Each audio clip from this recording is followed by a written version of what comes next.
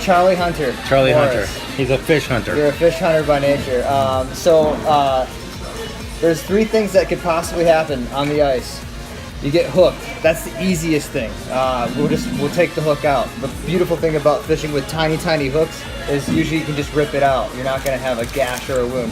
The other thing is you fall through. That's possible, but I've been to this place several times. I've checked the ice. I don't think that's going to happen today, but we'll have rope. We'll have a nebulous, which is a little thing. You pull the handle and literally entire raft comes out of this little bag that I'll have. Which will be cool, and then we'll go ice fishing out of the raft then. And then the third thing that I actually told you guys about ahead of time is slipping on the ice. The good news is there's about a foot of snow on the ice right now. You're probably not going to slip on the ice, but more injuries happen and accidents happen on the ice from slipping on the ice than anything else. So having cleats like Catulas on your boots definitely helps in happening that. A little bit about me. I started ice fishing in 1995. I partnered up with a guy who, his name's Harry Wald. He made custom ice fishing rods and had 3 sons who at the time didn't want to do anything ice fishing or fishing related. So I was a curious cat. My brother was friends with his son, and my mom was nervous, didn't want me to go out fishing in Detroit by myself. Good job, Mom. Overprotective, but to a point it actually helped launch an ice fishing career for me. So she partnered me up with dude who's very passionate, knows everything about ice fishing, Lake St. Clair, and him and I start fishing literally every day together. He gets me my first ice fishing rod. It looks like this. This doesn't look like any ice fishing rod that you possibly could have in a store at Kmart right now. You go to Kmart and you buy an ice fishing rod. It doesn't have a reel this small. It's not this small from a length standpoint. And most of the rods, they don't come with an indicator that indicates bites. When I heard about Team USA using palm rods, I purchased one. A palm rod is a rod very similar. If you kind of look at the type of rod I was fishing with when I was 15 years old, it's small, short, and we use indicators that allow me to, I just knocked over my podcast speaker, sorry. We use indicators that allow us to see the very smallest of bites. And so I felt when I heard that Team USA was struggling overseas that if I tried out for Team USA, could be able to contribute somehow, some way to that. I learned a lot. At the first tryout in Rhinelander, Wisconsin, I was trying out to be on the Ukraine the team that was going to Ukraine. I believe Chris and Charlie, not Hunter, met me the year I was preparing to go to that trip, which is going to be in Ukraine in 2016. So I was preparing for that and trying out for that in 2015. And I found out that the augers that I was using were a little big. They use 4 to 5 inch augers. And when you're cutting 4 to 5 inch holes using a fin bore, a Normark fin bore 3 is what I use, you need a different type of scoop because the scoops that are American made are too big and won't actually fit in to the hole. So this scoop I bought in Latvia last year when I was doing my second course with Team USA. But we usually just take an American made scoop, take a blade to the scoop and cut around the edges. Now, why would they cut with a 4 inch auger versus a 6 inch auger? What do you guys think? The weight to carry out on the water or out on the ice? Yeah, so it's faster. You can run faster. You can cut a hole faster because you're not cutting through as much ice with the 4 inch diameter. And it really is a speed game. The faster you can cut a hole, the faster you can fish. The faster you can fish, the more fish you can catch. Over there, they're not going for big whammies. They're going for numbers. Yeah, so total kilograms wins the game. So the faster you can get into a pod of, say, thousands of 2 inch fish, the faster you can start pulling those up one at a time. And at that point in time, seeing that fish bite is very, very important. So I'm going to show you something. These indicators that we're using are kind of like Xerox paper. I mean, there's nothing on the American market like it right now. The closest they've gotten is using silicone. But these indicators are literally made out of paper, Xerox paper. It's almost like a plastic indicator. And so it shows you the most subtle of bites. So if I could show you, hey, come on down, man. Our food is here. Do you want to pause the video? Yep. Today we're fishing with spikes. Spikes are a Euro larva. Ours are colored red. I get them from warehouse companies, so they actually ship them directly to my house. It's called Warehouse Bait out of Hamilton, Ohio company. And so I've got a tungsten jig on here that I got from Belarus. It's got a Swarovski crystal front on it, so that we can get some type of light attraction to the jig. We've got it tipped through the butt ends, the scent sac of 2 red spikes.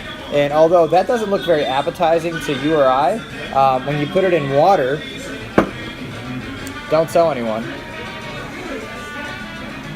See how it looks a little bit more lively in the water when you're jigging it? So what we're looking for when we're jigging in water, if we were to look at the tip of the indicator, is one of 2 things. Obviously, you got your down bite that looks like this, boop, right? And the appropriate thing if you're fishing for bluegill and you get a down bite, boop, is to do what? What do you think? Wait. Good answer. Just I don't pull it up a little bit. Yeah. Try to get it hooked. Yeah. Pull it up. Wait. It's the opposite of what you would think. You see, doink, you drop the rod. Okay. If you're in 6 feet of water and you see doink and you drop the rod and it goes completely limp, what does that tell you? It's in the fish's mouth. It's in the fish's mouth. If you hit a doink and you drop the rod and you've got tension on it like that, what happened? You let it go. You let it go. So a lot of times when you're fishing for bluegill, what they'll do is they'll get really close to it and they'll go, not in their lip. They're just sucked on it. They're like sucking it in, blowing it out, sucking it in, blowing it out. So when you drop the rod, look what happened. When I drop the rod, see how the spike is now on my lip, it's resting on my lip, and then when you see, your next immediate response is an immediate pop. So if you go bite, drop, limp, pop, it's got to be real quick. Bite, limp, pop. Bite, not limp. Bite, not limp. Bite, drop, limp, pop. Right? So it's just like immediate, like it's as if you're setting the hook, but you've added a little micro movement in there, and you'll increase your hook set 95%. A lot of times when you see bite, hook, you're pulling it out of their mouth. You can actually, on these indicators and these palm rods, you can feel the ridges of the bluegill's mouth against these worms. As you're pulling it out of the bluegill, you'll feel the ridges of the mouth coming off because it's a super sensitive rod. If you feel that, Chris, you can feel even just you bouncing that rod up and down right now. You can feel that motion all the way down this plastic blank and into the actual handle of the palm rod. Because it's all made out of plastic. Some of these come with fiberglass handles. We'll fish with those later on today. But yeah. Just a really quick question. Yeah. How do the spikes taste? They don't taste good. I just put some in my mouth. They taste a little salty, honestly, but they are high in protein. So if you're in a life and death situation and you want it to survive, you absolutely could use spikes. Can I see your headband, by the way? Your Team USA headband? I just wanted to show you a visual reference of why a Team USA headband is not just for show. All right, so let's say I'm fishing on a spot. And remember, we're fishing, when we're competing against each other in 100-yard zones, okay? I'm in 6 feet of water. I've just reeled up my presentation. I'm not catching fish here, but I don't want to take I don't want to take my bait off. I'm lazy. I don't want to have to take this off, flip it upside down, hook it into here, and reel it up to then just undo all that. It's way easier to just keep that reeled up to the very top, put it in my headband, and now I can run over to a hole, drill a hole with both hands, pop it up, grab this, and then just start pulling out line down to where I think the fish are. Where do you, do people ever think you're weird? Like, do they think it's weird overseas? Oh yeah, no, I'm totally a weirdo in my own country, and I'm definitely a weirdo overseas. But you know what? If they're looking at me, what are they not looking at? Fish. The fish that are biting their hook. You actually, as a spotter in the USA ice fishing team, should be a distraction. That is a tactic, absolutely. Another tactic is to try to get as close as you can to the competition to see what they're doing.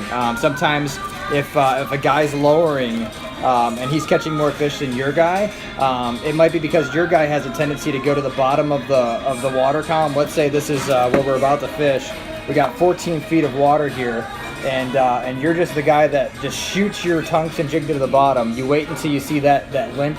And when we fish for bluegill, this is how we're going to fish. They're not suspended usually, so we're gonna shoot our jigs down to the bottom as fast as we can in 6 feet of water. Once we see that, we know we're on bottom, and then we're just going to start slowly lifting it off the bottom. And then if it doesn't work, we'll go back down. We'll do it again. We'll jig it off the bottom. Maybe a different jigging motion. If that doesn't work, we'll go down again.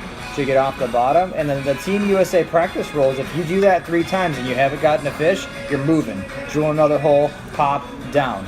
1, 2, 3, pop, drown. Now with the crappie, it's a different type of bite. And when we're overseas, bream feed up. Some of the roach feed up. But the roach are on the top of the water column. Bream are still on the bottom of the water column. But either way, if you're in a situation where you can either catch roach or bream, you want to, let's just say we're above ice, this is the ice right here, and we're lowering down. You want to treat every foot of that 14-foot water column as if you're live fishing. So I'm lowering down, I'm looking for bites, I got down to the hole. All right, I didn't get bites. Especially when we're on that crappie spot later on the day, this is how we're going to fish. We're going to be fishing. Oh, crappie bite. That's how crappies bite, by the way. If you see that, you just got a crappie bite. You need to set the Even hook. if it's not on the bottom. Yeah. Okay. Yeah, and if you set the hook on the bottom, it's all right. We'll just move to a different hole. Usually crappie aren't there. If you set the hook mid-air and there's crappie in the spot, you may actually scare them away. But the nice thing about fish brains, they're about the size of this tungsten feeder. So let me talk about this for a little bit. So here in the United States, we're using live bait like spikes. Overseas, we use bloodworms. Bloodworms are naturally occurring in the North America area. However, you can't buy them for sale because there's not a lot of demand for bloodworms the size that we use over there, which are about 1 inch tall. There's also jockers that are about half that size. They're baby bloodworms. So what we'll do is we'll pack one of these feeders with like some like breadcrumbs, coffee, chocolate, molasses, anise, anything that we know is an attractant to fish. We'll put some jockers in there, which again, baby bloodworms, and bloodworms in there. Cap it. It's usually on a line attached to like a fishing pole. We lower it all the way down to the bottom of the feeding column. We give it a good yank, and what that does, that yank opens up the feed bottom, lets all of that stuff kind of sit on the bottom now, and that's called laying down a bed of food. Sometimes we'll drill a hole, drop that down, pop, drill a hole, drop that down, pop, drill a hole, drop that down, pop, and then go back and fish that first hole. Sometimes we'll take a flag, you get 2 in competition, mark that hole, go across the zone, actually fish on the other side of the zone, and then come back maybe 30 minutes, and that's how that hole is now set up because you fed it 30 minutes ago. And then we're always actively feeding from the top, so it's called top feeding. So you have usually something around your neck like this, and you're grabbing 1 or 2 every couple of minutes, and you're just dropping them down. What that'll do when you have fish that are suspended, eventually they'll see, okay, food's coming from the top, and they'll start moving up to the top. What that does for us in Team USA is, you know, if I'm fishing in 14 feet of water, every time I hook a fish, now I gotta grab 14 feet of line, throw my rod, continue grabbing line, and in a windy day like today, it's about 15 miles an hour. That's hazardous. I've got very many opportunities to tangle up my rod. We call them wazzling the rod. We don't want wazzles on the rods because that means we have to use another rod, right? It's an inefficient procedure. So if I can get a fish to rise up in the fish column, or an entire school of fish to rise up in the fish column, now I only have to fish in 6 feet of water out of that 14. And when I'm throwing my rod, there's only 6 feet of line that possibly could get tangled versus 14. So it's a good tactic if you can constantly feed that hole. And then when you're lowering your jig down, just because you caught it at 14 feet, try 13 and see if they'll come up, because then you can do 12, they'll come up, 11, they'll come up, 10, and then now you're fishing in a bathtub. If you can get them in a bathtub, then it's just pop, unhook, pop, unhook, pop, unhook, versus having to get it all the way down to 14 feet of water. So we'll try that out today and see if that works. How deep are we? We're going to fish 14 feet today. We're going to start out at the 6-foot spot that I know there's bluegill at. The beautiful thing about high pressure systems, high sky days, is that bluegill don't care. Bluegill don't care if it's the summertime, the wintertime, daytime, nighttime. Bluegill are opportunists. They're aggressive, and they're going to see something in front of their face, and they're going to take it before their neighbor gets it, right? Crappie, on the other hand, they're moody. They have these mood swings, okay? And they like the morning time, they like the night time, but they really don't like about nowish. So we'll start with bluegill, and then towards the end of the day, when the sun's getting lower in the horizon, then we'll try to move over into the crappie and see if we can get some crappie from 3 to 4 p.m. today. The crappie are nice. They're big, and I know where they're at, so hopefully we can do that. So you can take these spikes, put them in a coat pocket. Dad, those are yours. I want you to liberally put them down the hole. My goal is to be out of spikes today. I ordered them at 5,000 a pop. So yeah, I literally have more spikes than anybody possibly could ever have. So I don't want these to fall into my pocket. I have an irrational fear of like worms crawling around your pocket. mealworms That's and okay. those type of things. dude, you'll lose sleep if you think that these things are out about in your house. You literally won't be able to fall asleep. Nor will your mother. So yeah, you always want to keep a tight lid on them, and they are just like bluegill. Very opportunistic. If they see a little crack and they can climb out, they will. They absolutely will. So you can get these spikes. They're called spikes. They're called Euro larvae. You can get them at bait shops around Ohio. Some of them don't have them. Some Cabela shops only have wax worms and stuff like that. But if you talk to your local bait shop and you tell them you're interested in getting, a lot in the wintertime, they might be able to order 5,000 for you. Right. But again, there's websites online that you can go to that would do that as well. I order about 5,000 at a time from a website. And Wholesale Bait and Tackle is one of those bait shops you can go to online. And they're based out of Hamilton, Ohio. So that's a local Ohio business that you can help out. So we're going to go on the ice and actually ice fish world style. Silly.